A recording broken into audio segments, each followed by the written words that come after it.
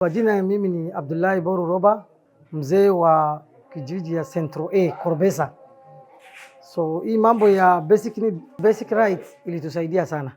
Kitu ya kwanza ilileta unity katika shule. So boys and girls they have turned to be mentors. Na zamani mbeleni walikuwa na differences. Kwa sababu boys wanaona ya kwamba wako mbele ya wasichana. Now the quality has came into school. They brought fairness. Mentorship is there. There is also good rapport between even teachers. It is bringing the teachers and the children together. Even now they have incorporated the parents. I think this one is a very good thing. Kitu wa kwanza tunawashukuru wale wameleta basic need, basic rights. Kwa sababu tumekuwa na NGO mingi sana. Vile mzee mwenzetu alisema tulikuwa na NGOs mingi sana. Lakini hakuna ile ilihudumia kwa watoto kama basic need, basic rights ilikuwa. Because hao wameona ya kwamba kuna shida kabisa mwanafunzi. Unajua shida inatoka kutoka 13 years kuelekea mbele. Na mmeona kwa iko shida mingi inaendelea kwa Kenya. Hii ni kama it is the right NGO ile imeona shida ya wanafunzi ya Kenya kabisa. Not even Korbesa, hata Kenya mzima wametueleza shida. Hii vitabu wameleta ni vitabu inasaidia wanafunzi sana. Sisi ni wazee na tumeona ya kwamba basic need, basic rights inatusaidia sana. Kuna mabadiliko kubwa inaleta confidence kwa wanafunzi. They create confidence. Right now our learners are participating very well in drama, in music, kwa sababu they have brought that confidence.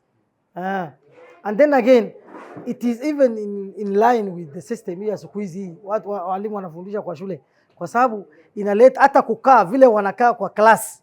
Wanakaa kama watu wa competence based. Hata kukaa kwa class. Mimi ni mzee lakini naona wanakaa sako kwa class. Na hiyo kukaa sako hiyo ni mambo ya siku hizi sasa. Hii mambo wanasema nini kwa shule? Competence based curriculum education, competence based education. So basic need wakikuja wanakaa sako kwa class. So kuna mabadiliko mingi na tuna expect hata mingi zaidi kutoka kwao. Kwanza tumefurahia sana hata kuleta wazazi on board. Unajua wazazi wamesahau jukumu yao. Leo nafikiri walikuja kukumbusha wazazi jukumu ile wanatakikana wawe naye. Wamewaacha watoto kwa walimu, wamewaacha watoto kwa kichaka. Leo wamesoma. Hii mambo itafika mpaka mashinani. Waacha hapa hata kwa kisima. Saa 8 hii maneno itakuwa kwa kisima. Kesho itakuwa huko mashambani. Hii msituni yote hii mambo itakuwa na tulifurahi sana. Na hata tunataka wakikaa kidogo wakumbuke tena warudi kwa wazazi. Kwa majina naitwa Amina Hussein, chairlady ya shauri yako Mimi ni human rights defender na mimi ni women champion au wafadhili wa basic need, basic right. Wametufunza kuhusu watoto, haki ya wasichana na vijana, tuchukue yote kisawa. Alafu sisi baba na mama tuchukue jukumu ya kupeleka watoto shule, tujue haki ya hiyo watoto yote, ikue wote wajue, tujue haki yao,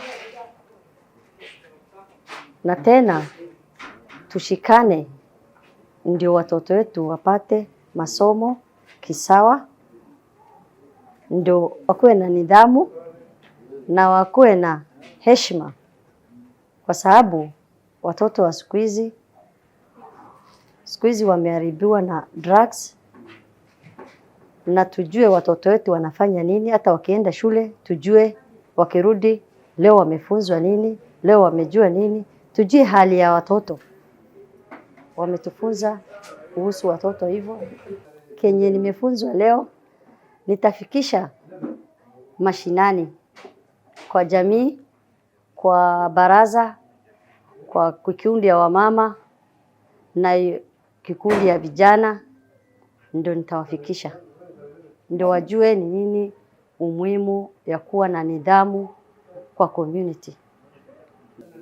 Nimesema basic need, basic right wameleta umuhimu ya kukuwa na nidhamu, tufunze watoto wetu wawe na nidhamu na tuwe mfano ya community.